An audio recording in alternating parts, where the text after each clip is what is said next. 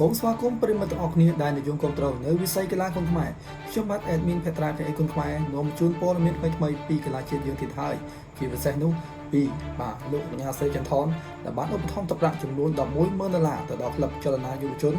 157របស់គ្រូពេជ្រសុផាន់តែម្ដងបានរយៈពេល5ឆ្នាំតែម្ដងអញ្ចឹងមកចូលរួមទស្សនាទាំងអស់គ្នាបាទបងប្អូនពេជ្រសុផាន់ឯងខ្ញុំត្រូវជួយរួមដល់នាំនៅពេលលើបន្តទៀតដើម្បីឲ្យបងប្អូនបន្តក្រោយគាត់ខ្លាំងដូចគ្នាបាទអញ្ចឹងខ្ញុំគិតថាថ្ងៃនេះបានជួបទទួលផ្ទាល់បាទហើយបានមកឃើញចាក់ស្ដែងមែនស្លាប់បងប្អូនឃើញហើយកាលមុនខ្ញុំជំរុញឲ្យគាត់ទៅធ្វើនៅវិហារសួរដែរដោយសារនៅតំបន់នេះវិគៀតំបន់នេះខ្ញុំស្រួលមើលថែអញ្ចឹងណាហើយដោយសារតំបន់នេះវិគៀកន្លែងនេះការស្នាក់នៅក្នុងទូបាទហើយនឹងទីបងប្អូនក៏អញ្ចឹងក៏កំណត់ថាយកទីតាំងនេះគឺដើម្បីបើកក្លឹបយុវជនមហា7ទៅដល់ទឹកនោះលោកគ្រូផ្ទាល់បាទហើយថវិការយៈពេល5ឆ្នាំបើខ្ញុំឧបត្ថម្ភវិញលោកគ្រូវិញវា1800ជាងនោះវាក្នុង5ឆ្នាំស្មើដល់100,000បានគុណតិច100,000ជាងណាអញ្ចឹងខ្ញុំឲ្យគេរៀបចំឲ្យលោកគ្រូ11,000ទី2560បាទអញ្ចឹងស៊ីឡូចាំតិចយកលុយថវិកាទៅក៏លោកគ្រូទៅហើយលោកគ្រូមានអីបន្ថែមពីលើនេះទៀតទេខ្ញុំអត់មានអីទេខ្ញុំមានតែសប្បាយទៅថាខ្ញុំអរគុណដល់លោកញ៉ាហើយខ្ញុំក៏អរគុណដល់បងប្អូនគ្រប់គ្រងហើយខ្ញុំជាគ្រូបង្ហាត់ម្នាក់នៅក្នុងសាលាគុនចលនាយុវជនកម្ពុជា157គឺខ្ញុំអត់មានអ្វីច្រើនទេខ្ញុំមានបំណងតែម្យ៉ាងក្នុងការបណ្ដុះបណ្ដាលក្មេងយុវជនដែលមានបំណងចង់ចាប់អាជីពជាអ្នកបណ្ដាលសិទ្ធិគាត់ហើយចង់ស្នងបណ្ដាលគុនខ្មែរយើងចង់ធ្វើជាកីឡាករដែលប្រកួតចេញពីឆន្ទៈគឺសាលាគុនចលនាយុវជន157គុនខ្មែរយើងនេះនៅតែបន្តទទួលសិទ្ធិថ្មីជារហូតហើយទទួលនឹងគឺទទួល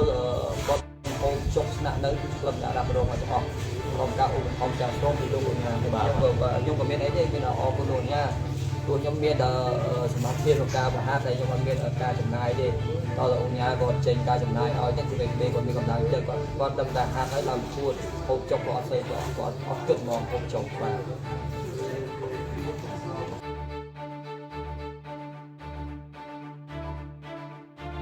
ភេត្រាកីគុនខ្មែរពិតជាមានអារម្មណ៍សប្បាយរីករាយមែនទែននៅពេលដែលឃើញមកលោកកញ្ញាមើលឃើញមកនៅវិស័យកីឡាគុនខ្មែរយើងមកបានឧបត្ថម្ភមកជានិច្ចការតែម្ដងមកលើកនេះគឺធំធេងមែនទែនចំនួន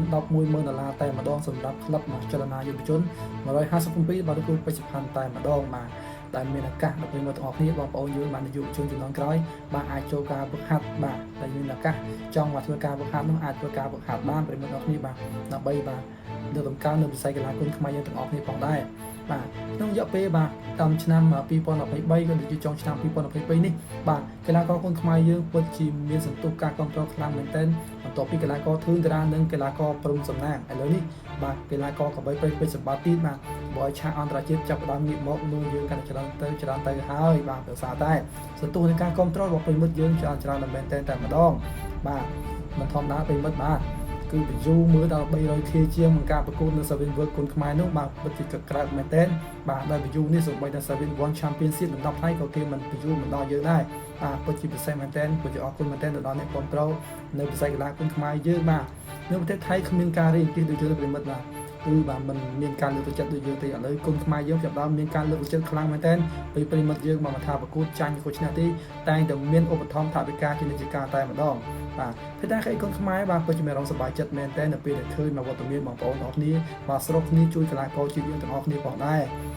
បើសិនជាពេញចិត្តនៅវីដេអូនេះប្រិមិត្តទាំងអស់គ្នាកុំភ្លេចជួយចុចពាក្យជានិងពាក្យ Subscribe ម្នាក់មួយផងដើម្បីនឹងទទួលបានព័ត៌មានថ្មីៗពីខ្ញុំបាទភេត្រាកីគុនខ្មែរតែម្ដងជាចុងក្រោយសូមអរគុណសូមគោរពលាបាទ